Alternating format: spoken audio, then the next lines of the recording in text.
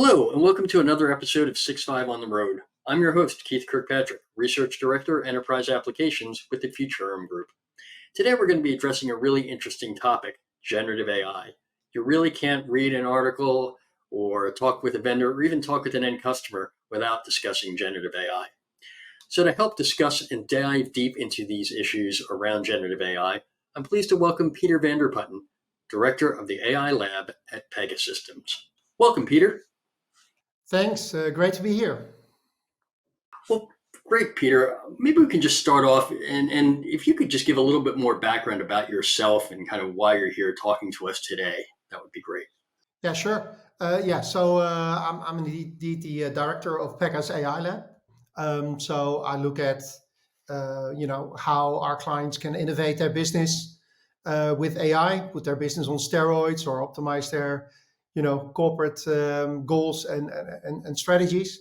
But likewise, I need to look at how we can apply it to ourselves as well. We're an enterprise platform provider, so how can we innovate our own platform as well using AI? And next to that, I'm one day a week also an assistant professor at Leiden University, trying to keep up with the cool kids in the field of AI, which is hard enough. Yeah, absolutely. I'm sure it is. The state of innovation is really kind of off the charts these days. It is. So why don't we start with just getting your assessment on where we are in the market with generative AI. We hear a lot of hype about the technology, but I'm just curious, are we actually seeing deployments with customers, or is it just pilot programs? Maybe you can just shed a little bit of light on, what is your assessment of where generative AI is today? Yeah, absolutely. Like you say, there's always been there's been a lot of noise and talk about enterprise generative AI. But a lot of companies are more on the brink of moving into actual pilots. So some are piloting, others are still investigating. I think that's also because enterprise generative AI, whilst the underlying AI is very similar to the AI that we would use as a consumer, actually the experience is quite different, right? So McKinsey looked at the market and based on their analysis, they said, well, that if you only take three business functions, customer service, operations, marketing, maybe development, that already captures 75% of the benefits you can create with generative AI. So in enterprise Gen AI, it's not about this free form experience where you just go into some chat window and paste in proprietary data from customers.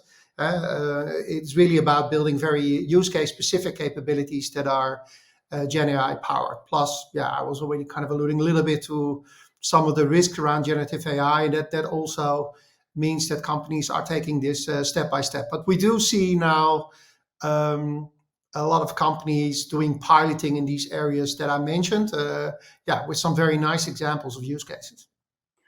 Yeah, let's dig into that a little bit, because obviously, if you read some of the popular press or even some of the trade press about generative AI, there are just a multitude of use cases potentially for generative AI. But I'm curious to hear, what are the ones that are actually entering into pilots now that actually show a lot of promise for enterprises? Obviously, we're talking about ones where we want to make sure that there is not only safety, but also business value. Yeah, absolutely. So I think it actually aligns nicely with that observation that there's some of these pockets that are ahead, like marketing, customer operations, customer service, development. And so in marketing, you can imagine marketers can use it to make more kind of engaging recommendation content. Yeah. So let's say I'm a bank and I want to recommend whatever certain credit card to customers. For some reason, maybe the message is not resonating. We can use generative AI to create variants of those treatments, with different persuasion styles, for example, or a different tone of voice, or a particular way to talk about the product, which resonates better with particular target groups. In customer service, and it can also help, of course, to assist agents or customers directly with resolving their customer service issues. And then finally, I think that translates also to operations as a general area, as well as the development of apps. And I don't mean just coding assistants, but also low-code platforms can be driven and powered by generative AI. Yeah, I just want to quickly go back to something you mentioned there about, making sure that messaging actually resonates with customers. It sounds like what you're talking about here is really taking a lot of the customer data that organizations already have and really making it much more easier to interact with that data to provide a much more hyper personalized experience that is going to resonate more than sort of a generic marketing campaign. Yeah, absolutely. Yeah, and I think you can approach it from the marketing angle, but ultimately your employees are your customers too, right? So, and you can personalize that the employee experience as well. But if we start with that customer experience, yeah, the example that I gave is, let's say, the credit card again, and let's say for some reason these recommendations are not performing well with tech-savvy millennials, and then you could ask generative AI to rewrite those treatments more, towards that particular audience, based on the characteristics of that audience as well, that you can tap into from the data you already have about those customers. And but that also translates more to yeah, almost like personalization towards the agent, for example. And so if we want to make recommendations to coach agents or any kind of case or process worker, frankly, to resolving a particular case or process or service issue, uh, we should be using and leveraging all the information that we have about, yeah, the particular case at hand that we're working on right now. So imagine you're calling into whatever, cancel your contract, or you lost your credit card, and that we pull in all the information that we have about you as a customer, but also, what have we discussed so far in our conversation or maybe in previous conversations, and feed that into the AI to make more relevant recommendations. You actually touched on another point, which I think sometimes gets a bit distorted in media reports, which is AI or generative AI right now. It is not necessarily going to replace humans in all cases. It sounds like it's really sort of an aid or an assistant to help them do their jobs more efficiently, perhaps more accurately, and of course, more consistently. Is that something that you're finding when you're talking with customers? Yeah, absolutely. Yeah. So the marketing use case, of course, was more direct to customer. Even there's a marketer in the loop who would sign off that content. But in a customer service scenario, it could start with actually coaching an agent through that particular, yeah, through towards kind of resolving the issue at hand. So in that sense, AI is not just artificial intelligence, of course. And we've been taught by Hollywood for like 100 years that the robots are coming and taking our jobs. But in many cases, AI is also augmented intelligence. So how can it work shoulder to shoulder next to an employee, or ultimately shoulder to shoulder next to a customer, to resolve a particular interaction? It's also something that we talk about in our AI manifesto. So we put out a manifesto around, what are the best ways to create value with AI, but also responsible impact. Um, Mhm. and yeah, seeing AI also as augmented intelligence that works shoulder to shoulder. Yeah, that's a key thing that we highlight in that manifesto. And it's kind of cool because in the early days of AI, if you go back to the 60s, and you had a league leader who was heading up the defense R&D agency, or Engelbart at I believe he was at Berkeley at that point in time, and they all looked at AI not just as AI replacing the human, but very much as something to augment human intellect, right? So, or papers. Blick Leader wrote this paper, which is called "Man-Machine Symbiosis," which is all about um, not the AI as an evil bot that comes to us to take our jobs or take over the world, but really something which is more like an assistant or a buddy that let's say an intern who could help you. Right, right. The other thing, Peter, that you mentioned earlier, which is interesting, is looking at how generative AI can really assist on the operations front.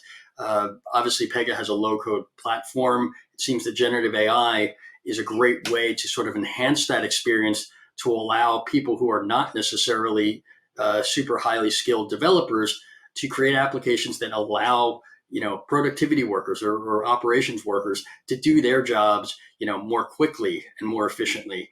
I'm curious to see what the adoption is like for generative AI on the back end. as opposed to sort of customer-facing use cases? Yeah, great question. So let me start maybe then with, say, the productivity work, as you say, but more, let's say, from front to back office.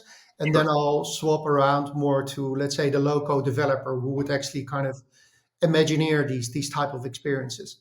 Uh, and for a productivity worker, very similar actually to, let's say, a front office customer service employee.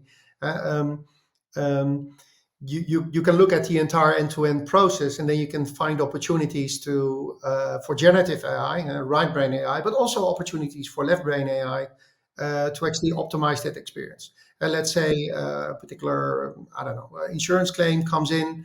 Um, First, maybe a front office agent is dealing with that issue. You immediately get the question of, oh, can we deal with this claim automatically based on the information in the claim? Maybe we can extract some of that with generative AI, but we can also use more left brain AI to predict what is the likelihood for this case that it's actually, an opportunity for fraud or leakage. Now, based on that, maybe it gets routed to a particular claims agent. Claims agent collects some additional material. Then maybe the left brain goes off and say, well, there's an underage driver here, or this is the third time in a row that we see a claim. This is going to be a complex claim. We need to have someone have a look at this particular claim more towards the back office. Mhm. Let's transfer that engagement, but let's also use generative AI to provide a summary of all the things that have been collected so far. Yeah, and everything we also know about this particular member, let's say, over the course of the last, 6 months. And so that when I get, let's say, it's back office operations, I get this call transferred, I have a good idea of what's going on. Again, I can then work on that case. Maybe I'll get recommendations either from left brain AI or from right brain AI about what are particular risks to be assessed, or what is the likely outcome of this case? Can we all sign it off and it's all good? Or what kind of body shop to recommend if we want to reduce the cost to deal with this particular claim? Or can we settle this claim? Can we recover it? Indeed, is there a question of fraud or leakage here? Right. So that's more from the product, let's say front to back, Okay. from front office operations to back office operations. The other angle to it is more like what is the experience for building people that are building these experiences, right? And how can Gen AI help there? Yeah, so and for that you can look at, I think, at the entire life cycle. When people talk about AI helping developers, people often think in terms of programmers. They have some magic belief that if you take an AI coding assistant and you combine it, then anyone could develop a program. Well, that's not true, right? So because it will just generate a lot more computer code, and at least non-developers, right? AI coding tools are great for developers, but for non-developers, they wouldn't have a clue what it is, what they're producing, right? Whereas on the flip side, we take more of a low coding approach, where the artifacts that make up the application, they can also be developed by, let's say, what we call citizen developers. Yeah, but then you want to support that end-to-end journey, not just the development of the application. Of Right. course, there we can use Gen AI to, I don't know, to build out a data model, or to make test data. But earlier on, you have this whole ideation phase of an app. Yeah, and we all fear this moment that we're summoned into a meeting room where there's a bunch of consultants and a pile of sticky notes, and where everyone goes like, let's design this from scratch. Yeah, so type of thing. But Right. Gen AI can actually also be used to accelerate that process. When you have this capability called Pega Blueprint, where you can just say, oh, I want to build, in this example, let's say a motor insurance claims application, and it will generate an entire app, a prototype app from scratch with workflow, with data model, or all these particular elements. And then people can say, well, like, we like these parts we would like to have different, but at least you have something concrete to look at. And so that would also speed up not just the development cycle, but actually the ideation cycle, the requirements gathering cycle that happens before it. So it does seem that generative AI really has a lot of power to aid in that iterative process. You can go from sort of a blank slate to a fully fleshed out idea, and generative AI can kind of take you on those steps. Really, really interesting. Though, Peter, with all of the great things that generative AI can do, I do wonder if there is sort of this false belief that, if you just deploy generative AI, everything's going to be great. But I think there are some pitfalls that enterprises in particular need to watch out for. So I wonder if you could talk to me about that and this whole issue of ethical AI and the use of guardrails to make sure that the models don't kind of, go astray. Yeah, great point. Yeah, so indeed, it starts with actually identifying the high value, low risk use cases. But we already spoke about that here. But it is an important point to think about. But then when you think about enterprise concerns, there's concerns around hallucination. Will these models just make up stuff? Explainability, fairness, bias, toxicity. But also, are we leaking any privacy sensitive data, for example? So those are some of these enterprise considerations. But also, when people talk about these type of things, they may forget about also the very basic considerations in terms of quality versus cost, right? So there could be use cases where you want to have your super duper model with your top quality, but it could be other use cases, frankly, where simpler models or services actually are good enough, at much lower cost. So those are some of those considerations. And for instance, how we go about it is that we provide kind of a central place in the architecture where you can call out for, let's say, a generative AI answer or reply. So we have the local platform. We have lots of capabilities we built ourselves, but our clients also build their own applications. But by virtue of having a central place, you have one place where you can control and manage all of this. For instance, you can control, I don't want to send out any privacy sensitive data. Let's filter that out before we go out to the Gen AI system. Or I want to make sure that I use particular services where we opted out of, let's say, retention policies so that no data is retained. You only make the call it inference time, as AI people love to call it. There's no use of that data for training. Or also explainability or addressing these kind of aspects of accuracy and hallucination. So one particular hot item at the moment are these so-called retrieval augmented generative systems. Apologies for the AI terms here, but the idea there is to ground generative AI in bodies of knowledge, right? So, and that sounds a little bit abstract maybe, but let's say go back to that insurance example, right? Your customers could have all kinds of service questions, and your agents as well, in general, for providing service. Well, lo and behold, you have a huge section on your website where there's tons of information, but no one goes there because if you search, you get 100 hits, and most of them are actually not relevant to you. So but you can't also say, let's just go to, let's say, ChatGPT, because you'll get an answer from a competing insurance company, right? So the idea of a RAG is to say, hey, let's take all that content, in this case about self-service, put that in a particular corpus, and then put a Gen AI on top. So if I have a question, the first thing we'll do internally is like search that body of knowledge, collect the top search hits, and then give it to the Gen AI and say, well, based on this question and this information that we found, which is very specific to insurance self-service for this particular customer,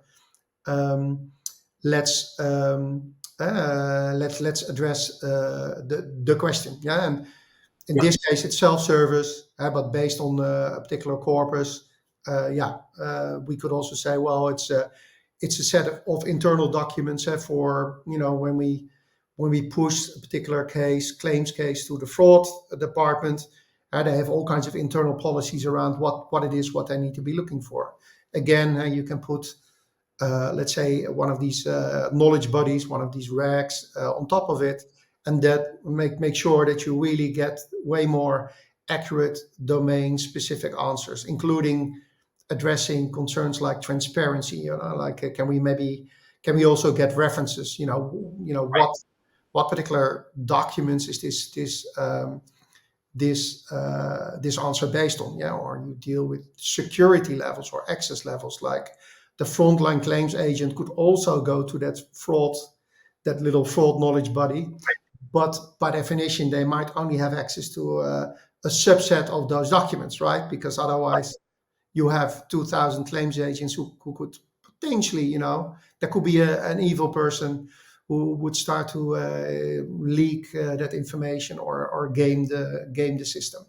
Yeah, Right. so those are some of those considerations. Like, You know, yeah, absolutely. And Peter, the other thing that I think is important to acknowledge here, in addition to using RAG, uh, it's important to have the guardrails in place to make sure that if the LLM is unable to find a suitable answer, that there are guardrails in place so it doesn't start to hallucinate on its own. And there's something in there that says, I'm not sure, or I'm not able to get this request, or yeah. and then kick it to a human. I mean, I'm wondering how many organizations are considering that, because it's, again, there's a lot of sort of very enticing power with generative AI, but we've seen many cases out in the world already where an LLM starts to hallucinate, even though it's been grounded, because it just doesn't know, and there hasn't been the right controls put in place. Yeah. And that risk is way larger also with just general kind of Gen AI, because it's so open that it will also Right, always try to come up with a particular answer, right? But the benefit of something like a RAG or knowledge body, that indeed it is grounded, and you can also look at other things like, what is, when we do that internal search, what is the match percentage of the top right, document? Does it reach a certain minimal threshold? Or can we instruct the Gen AI to not get creative? For instance, there's these things like temperature, and you can set it all the way on the not so creative side, because you don't have to. You have very concrete information that is in the corpus, right? So there's no need for the Gen AI to get creative, and you can give it particular instructions as well, where you say, well, um, if you're not sure, if the information is not in the search result, refuse to answer. Just apologize and say, well, right. this is not. I'm not able to answer this question. And it's funny. It's a lesson from AI, that we maybe learned the hard way through Tay and Clippy and all those horror stories, all the way back to Eliza in the 60s. Yeah, Chatbots going haywire, or overselling the expectations around AI bots. It's way smarter to actually undersell and make it kind of right. something which is more like a helpful assistant, but which is not like the superhuman. Actually, it might even be better to undersell its ability as something which is at the level of the intern, right? Like I said. So that's also, we called it knowledge buddy for a reason. We didn't call it knowledge wizard or super Einstein, or like a guru, or something, some of that nature. Right. So we're not at singularity yet. So Exactly. We're not, yeah, exactly. That would get very dull if we would already be there. We'd be sitting right. on the beach drinking our margaritas. Yeah. That doesn't sound like a bad plan, but anyway, Peter, I really appreciate your time today. I wanted to just kind of ask you a final question. Obviously, we're coming up on PegaWorld 24, and I know that Pegasystems has been working on a lot of really interesting things. I'm wondering if you could just give us a little bit of a preview on what we can expect to hear about at the upcoming event. Yeah, I mean, we're going to get loads of great stories about, how can you actually combine the smarts of AI with the muscle of automation workflow to really drive tangible benefits, tangible impact. So it will be much less about this is all the stuff you could possibly do, but more about, hey, here are some real capabilities that we already put out there. Like we're an East Coast company, so we're in that sense very grounded in reality and capabilities that we already have released, as opposed to just talking into Nirvana.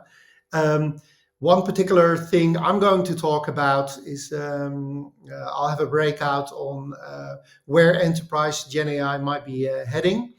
Now we have this concept of what could a North Star enterprise look like?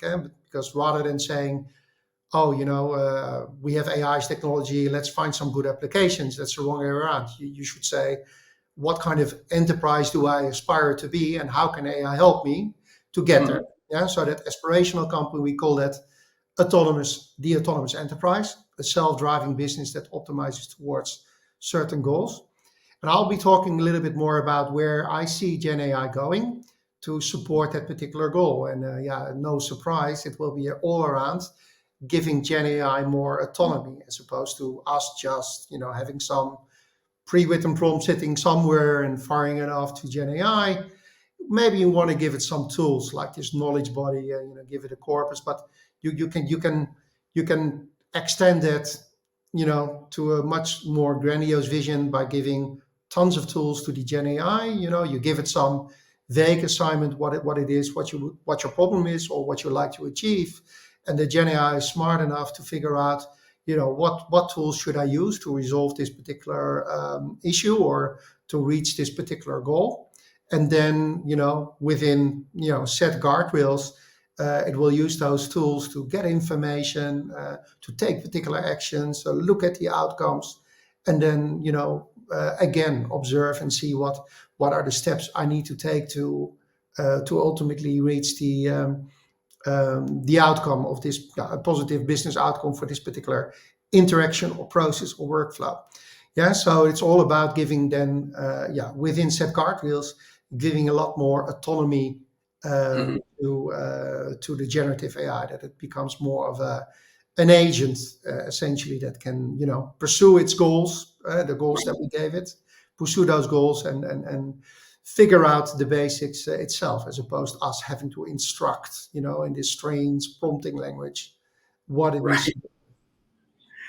All right, Peter. Well, we're really looking forward to hearing your talk at PegaWorld, and I want to thank you so much for taking the time to give us that preview and for your thoughts today. Yeah, it was great to be here. All right, everybody, hit that subscribe button. Join us here for all of our episodes of 6.5 on the Road and for our other interviews with insightful leaders from across the technology industry. Thanks, and we'll see you all again very soon.